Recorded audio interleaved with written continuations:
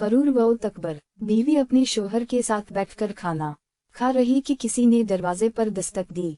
बीवी ने जाकर देखा कि कोई फकीर है।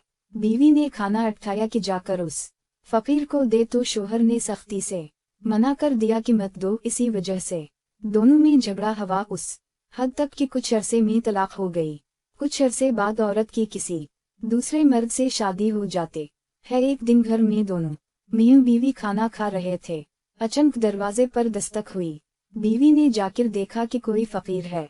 बीवी घर के अंदर आई कि फकीर को कुछ इकट्ठा कर दे, तो इसकी आंखों में आंसू आ गए थे। शोहर ने पूछा क्या बात है।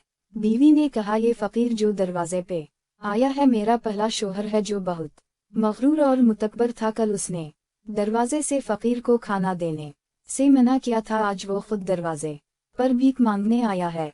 तो दूसरे शोहर ने बीवी से कहा मैं तुम्हें कुछ बताना चाहता हूँ। वो फकीर मैं था जिसको खाना देने से उसने मना किया था।